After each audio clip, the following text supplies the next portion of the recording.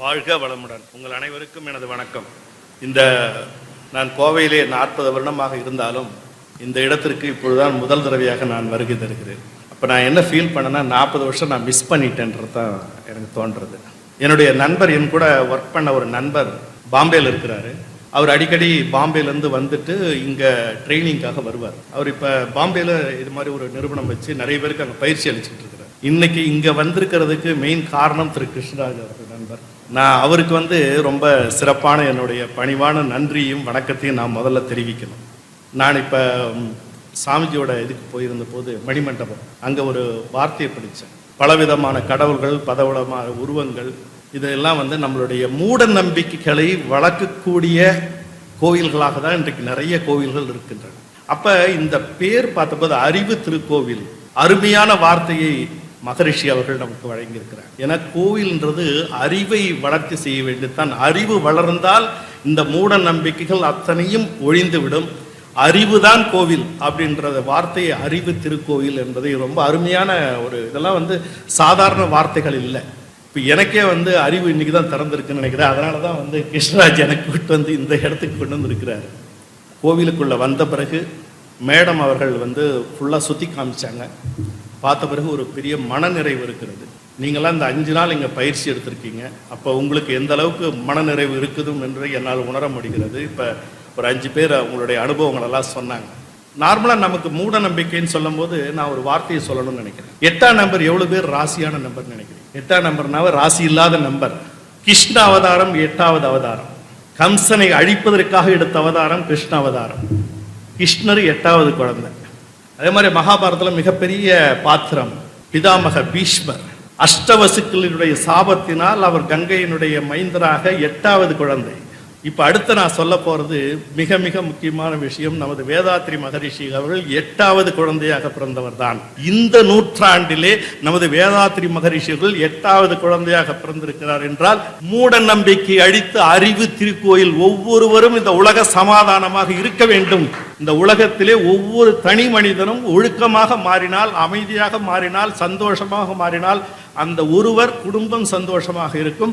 குடும்பம் சந்தோஷமாக இருந்தால் அந்த கிராமம் சந்தோஷமாக இருக்கும். அந்த கிராமம் அமைதியாக இருந்தால் இந்த நாடு அமைதியாக இருக்கும். அதுதான் உலக அமைதிக்கு அடித்தளமாக இருக்க வேண்டியது. ஒவ்வொரு தனி மனிதனும் தன்னை மாற்றிக்கொள்ள வேண்டும். அதுதான் இந்த அறிவு திருக்கோயில். அதனாலதான் அருமையான பேர் வச்சிருக்காரு, அறிவு திருக்கோவில். எனது சொந்த ஊர் திருக்கோவிலூர், கடலூர், இந்த மாவட்டங்களில் பார்த்தீங்கன்னா அந்த காலத்தில் நெசவு நெய்தல் தான் அடிப்படையானது. எங்கள் வீட்டுக்கு பக்கத்துலேயே எங்களுடைய முதலியார் வீடு. நாங்கள்லாம் மாமான் தான் கூப்பிடுவோம் அவரை. நான் ஸ்கூல் படிச்சேன்னா அப்போல்லாம் பொழுதுபோக்கு இடம் கிடையாது. அவங்க தறி நெஞ்சிக்கிட்டு இருப்பாங்க, அங்கே தான் போய் உட்காந்து பேசிக்கிட்டு இருப்போம். அப்போ அவர் வீட்டில் ஒரு ஃபோட்டோ இருந்துச்சு. நான் 5ஆம் கிளாஸ் படிக்கும்போது நான் கேட்டேன், மாமா இது யாருடைய ஃபோட்டோ அப்படின்னு. இவர் வேதாத்ரி மகரிஷி கோவைக்கு பக்கத்தில் பொள்ளாச்சியில் பெரிய ஆசிரமம் வச்சிருக்கிறாரு. ஒரு காலத்தில் நானும் அவரும் பக்கத்தில் தறி நெஞ்சிருக்கோம். அதாவது அவர் சொல்லுவார், இவர் கூட பக்கத்தில் நான் தறி நீச்ச பெருமை எனக்கு என்று இருக்கிறது. அப்படி என்னுடன் உட்கார்ந்து தறி நீத்த ஒருவர் இந்த உலக சமாதானத்திற்காக இன்னைக்கு பாடுபட்டு கொண்டிருக்கிறார் என்றால் இதோட பெருமை வேற என்ன இருக்க முடியும்? அந்த வயதிலே நான் கேள்விப்பட்டிருக்கிறேன். ஆனால் இத்தனை வருஷமாச்சு இங்கே சேர்றதுக்கு. நண்பர்களை ஒன்னே என்னன்னு சொல்றதுன்னா, இந்த தவம் பண்ணுறது, இந்த கோர்ஸில் ஜாயின் பண்ணி நம்ம மனநிலை ஒருமைப்படுத்தி தன்னை அறிதல் தான். இப்போ நம்ம எல்லாருமே very good in analysing about others. மற்றவர்களை பற்றி நாம் பேசுவது, புறம் பேசுவது, மற்றவர்களை பற்றி கமெண்ட் அடிக்கிறதுல நம்ம எல்லாரும் வெரி குட். நான் காலேஜுக்கு போகும்போது கிளாஸில் கேட்பேன், ஒரு பையனையோ பொண்ணையோ கூப்பிட்டு உன்னை பற்றி ஒரு நிமிஷம் பேசுமா அப்படின்னு முடிச்சுக்கிட்டு நின்றுட்டு இருப்பாங்க. உன் ஃப்ரெண்டை பற்றி கொஞ்சம் பேசுன்னு சொல்லுவேன். 1 மணி நேரம் பேசுவேன். நம்ம எல்லாருமே இப்போ அரசியல் ஆகட்டும், ஆன்மீகமாகட்டும், நண்பர்களாகட்டும், மற்றவர்களை பற்றி பேசுவதில் நமக்கெல்லாம் ரொம்ப இன்ட்ரெஸ்ட். ரொம்ப மணிக்கணக்காக பேசுவோம் மற்றவங்களை பற்றி பேசுறதுனா. நம்மளை பற்றி பேசுன்னு சொன்னால் யாரால பேச முடியும்? 1 நிமிஷம் கூட. ஏன்னா நம்மளை பற்றி நமக்கு தெரியறதில்ல, அதுதான் உண்மை. இப்போ கடவுள் உங்களுக்கு முன்னாடி நின்று 30 வினாடிகள் நான் டைம் தரேன். கடவுள் உங்களுக்கு முன்னாடி, ஒவ்வொருத்தருக்கு முன்னாடி கடவுள் வராரு. உங்களுக்கு என்ன வேணும் அப்படின்னு சொல்லிட்டு கேளுங்கன்னா எவ்வளோ பேரால 30 வினாடிக்குள்ள உங்களுக்கு தேவையானதை கேட்க முடியும்? எவ்வளோ பேரால முடியும் சொல்லுங்க? அது யோசனை பண்றதுக்குள்ள கடவுள் போயிடுவார். ஏன்னா ஏன் நம்மளால கேட்க முடியலன்னு சொன்னா நமக்கு என்ன வேணும்னு நமக்கு தெரியறதில்ல. அதான் ப்ராப்ளம். ஏன்னா நமக்கு சாப்பிட போகும்போது கூட என்ன சாப்பிட போறோம், என்ன நமக்கு பிடிக்கும், என்ன வேணுன்றது கூட நமக்கு தெரியறதில்ல. தட் இஸ் அ விஷயம். ஸோ இந்த மாதிரி ஒரு கோர்ஸுக்கு வருகின்ற பொழுது நம்மை நாம் புரிந்து கொள்ளக்கூடிய வாய்ப்பு கிடைக்கிறது. நம்மை நாம் புரிந்து கொள்கின்ற பொழுது நம்மால் நம்மை மட்டுமல்ல மற்றவர்களையும் அமைதியாகவும் சந்தோஷமாகவும் ஆனந்தமாக வைக்கக்கூடிய ஒரு மனப்பக்குவம் நமக்கு வளர்கிறது. வள்ளலார் அருமையா சொல்லுவார். வள்ளலார் எவ்வளவு பேருக்கு தெரியும் தெரியல. அவர் பாடுகின்ற பொழுது இறைவனை பார்த்து சொல்றார், தன்னை அறிந்து இன்பமுற ஒரு தந்திரன் தான் சொல்ல வேண்டும் வெண்ணிலாவே. அருமையான வார்த்தைங்க. இன்பம் சாப்பிட்றதுல வர்றதை சொல்லலை, இனிப்பு சாப்பிட்றதுல சொல்லலை, மற்றவங்களை பற்றி புறம் பேசுறதுல சொல்லலை, வசதியா வாழ்க்கையில சொல்லலை. தன்னை அறிந்து இன்பமுற ஒரு தந்திரம் தான் சொல்ல வேண்டும் வெண்ணிலாவே. எனக்கு சொல்லிக் கொடு, என்னை பத்தி புரிஞ்சுக்கிறதுக்கு என்ன தந்திரம் இருக்குது அதை சொல்லிக் கொடு முதல்ல கடவுளே அப்படி இருக்கிறார். அப்ப மிக முக்கியமானது தன்னை அறிதல். அதுதான் இந்த கோர்ஸ். ரமண ரிஷி எவ்வளவு பேருக்கு தெரியும்? ரமண ரிஷி இவர்கள் எல்லாம் 3ஆம் கிளாஸ் 4ஆம் கிளாஸ் படிச்சவங்க தான். ஐயா மாதிரி தான். பல வருஷங்களாக திருவண்ணாமலையில் அந்த கோயிலில் போய் அவர் என்ன பொசிஷன்ல இருந்தாரு, தவம் பண்ணாரா, என்ன பண்ணா தெரியும், ஒரு புத்தெல்லாம் பிடிச்சி அந்த காலத்துல இருந்து வந்து ஒரு முனிவர். எல்லாருக்குமே ரிஷிகள் பட்டம் வருவதில்லை, சில பேருக்கு மட்டும்தான் ரிஷிகள் பட்டம். வேதாத்ரி மகரிஷி, ரமண மகரிஷி. ரிஷிகள் சொன்னா என்ன அர்த்தம்னா, தன்னலமற்ற சமுதாயத்துக்கு சேவை செய்யக்கூடிய அருட்செல்வங்களை வழங்கக்கூடியவர்கள் தான் அந்த ரிஷிகள். அவங்களுக்கு மட்டும்தான் அந்த ரிஷி பட்டம் கிடைக்கும், எல்லாருக்கும் கிடைக்காது. இந்த ரமண ரிஷி ரிஷிகளாகி ரொம்ப பாப்புலர் ஆனவுடனே நிறைய பேர் காலையில் அந்த பூஜையெல்லாம் முடிச்சுட்டு தரிசனம் கொடுக்கறதுக்காக வருவார். அப்போ நிறைய பேர் அவர்கிட்ட போய் வணங்கி ஆசீர்வாதம் பண்ணுவாங்க. ஒரு அம்மா ஒரு நாள் வந்துச்சு அவர்கிட்ட, சாமி சாமி என்ன நீங்கள் எல்லா விஷயமும் தெரிஞ்சுக்கிட்டதா கேள்விப்பட்டேன், நீங்கள் தான் ரொம்ப தவம் பண்ணி நிறைய வருஷம் புத்துக்குள்ளலாம் இருந்து பெரிய சாமி ஆயிட்டீங்க, அப்போ என்ன அப்படின்னா என்னை பற்றி கொஞ்சம் சொல்லுங்க. இந்த அம்மா அவர்கிட்ட கேட்டு அவர் எப்படியே ஒரு ஒரு ஒரு நிமிஷம் அந்த அம்மாவை பார்த்தாரு.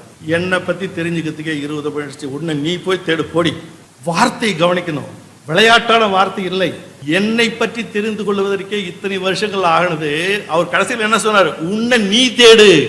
அதாவது நம்மை மற்றவர்கள் தேட முடியாது, நம்மைத்தான் தேட வேண்டும், நாம் தான் நம்மை தேட வேண்டும், வேற யாரும் நம்மளை தேட முடியாது. நான் யார், நான் எதற்காக வந்திருக்கிறேன், நான் என்ன செய்ய வேண்டும், எப்படி இருக்க வேண்டும் என்பதை மற்றவர்கள் தீர்மானிக்க முடியாது. நாம் தான் நம்மை பற்றி தீர்வு. நன்றும் தீதும் நன்றும் பிறர் தர வாரா. இதெல்லாம் பிற அருமையான வார்த்தைகள். சாமிஜி மகரிஷி அவர்கள் கூட்டிட்டு போனாங்க மணிமண்டபத்துக்கு. அங்க அமைதியான அந்த தியானத்துல இருக்கும்பொழுது, தியானம் பண்ணும்போது என்ன தெரியுது உங்களுக்கு, அருமையா சொன்னாங்க. 3ஆம் கிளாஸ் படித்தவர் எப்படி சரளமாக இங்கிலீஷ் ஆங்கிலத்தில் பேச முடிந்தது, எப்படி 1000க்கும் மேற்பட்ட புத்தகங்களை எழுத முடிந்தது, எப்படி இப்பேற்பட்ட அருமையான கவிதைகளை எழுத முடிந்தது, அவரால் பாட்டுக்களை எழுத முடிந்தது, எப்படி இப்பேற்பட்ட ஒரு பெரிய ஆசிரமத்தை உருவாக்க முடிந்தது, எங்கிருந்து அவருக்கு அந்த சக்தி வந்தது. ஏழ்மையான அம்மா எனக்கு ஒரு 30 நிமிஷம் எனக்கு எக்ஸ்பிளைன் பண்ணாங்க. வந்த உடனே மகரிஷி பற்றி கொஞ்சம் தெரிஞ்சுங்க, நீங்கள் அவர் புத்தகத்தை படிச்சிருக்கீங்களான்னு சொன்னாங்க. நான் ஒன்றும் சொல்லலை, அவங்க எக்ஸ்பிளைன் பண்ணாங்க. வறுமை கோட்டிற்கு கீழே சாப்பாட்டுக்கு கூட வழி இல்லாமல் இருந்தவர், 3ஆம் வகுப்பு படித்தவர். சார் சொன்னார், அதுக்கு பிறகு ஒரு ஸ்டேஜில் அவர் நெசவு நெய்ததுனால், நெசவுனா நான் லுங்கி தான் காலத்தில் நெய்வாங்க, வேதா என்ற பெரிய ஒரு பிராண்டோட ஒரு லுங்கி வியாபாரமாக செய்து அதில் பணம் ஈட்டி அதை மற்றவர்களுக்காக கொடுத்து அதையும் அவர் மற்றவர்களுக்கு தர்மம் பண்ணார் அப்படின்னு சொல்லி. இந்த சக்தி எங்கிருந்து வந்தது, அவரால் எப்படி இப்படி சரளமாக ஆங்கிலத்தில் பேச முடிந்தது, பிற மொழிகளிலே பேச முடிந்தது, எப்படி 100 கணக்கான புத்தகங்களை எழுத முடிந்தது. டீப் தன்னை அறிதல். அந்த மெடிடேஷன் பண்ணுகின்ற பொழுது, அந்த தவம் பண்ணுகின்ற பொழுது சக்தி அங்கிருந்து தான் வருகிறது. அந்த சக்தி வருகின்ற பொழுது அவரால் பல விஷயங்களை, உலக ஞானங்களை அவரால் அடைய முடிகிறது. அந்த ஞானம் எங்கிருந்து வருகிறது, ஞானம் என்றது உலகத்திலிருந்து பல ஞானங்களை அவரால் அந்த சக்தியை தியானம் மூலியமாக கொண்டு வருகின்ற பொழுது அவரால் அந்த சக்தியை பெற முடிகிறது. அந்த சக்தி தனக்கு மட்டுமல்ல, இல்லை பணக்காரர்களுக்கு மட்டுமல்ல, ஒவ்வொரு ஏழை சமுதாயத்திலே அடிமட்டத்தில் இருக்கக்கூடிய மக்களையும் இந்த அறிவு திருக்கோயில் போய் சேர வேண்டும். இதை போல சக்தி அவர்கள் பெற வேண்டும். அந்த சக்தி பெறுகின்ற பொழுது அவர்களுடைய ஆன்மா நிலைப்பாடுபடுகிறது, அவர்களுடைய ஆற்றல் அதிகமாகிறது. அவர்கள் ஆற்றல் அதிகமாகின்ற பொழுது அவர்கள் அமைதியாக வாழக்கூடிய ஒரு நிலையை பெறுகிறார்கள். இதை போன்ற பல ஆசிரியர்களை உருவாக்கி உலகம் முழுவதும் சென்று இதை போல மக்களை தியானத்தில் ஈடுபட வைத்து அவர்களுடைய அறிவு கண்ணை திறக்க வேண்டும் என்ற மிக சிறந்த பணியை செய்து கொண்டிருக்கின்ற இந்த ஆசிரமத்தில் இருக்கிற அத்தனை பேருக்கும் எனது வாழ்த்துக்களையும் நன்றிகளையும் கூறி, இதுபோல பல ஆயிரக்கணக்கான மக்கள் இதிலிருந்து பயனடைய வேண்டும் என்று வேண்டி விரும்பி கேட்டுக்கொள்கிறேன். உங்கள் அனைவருக்கும் எனது நன்றி. வாழ்க வளமுடன்.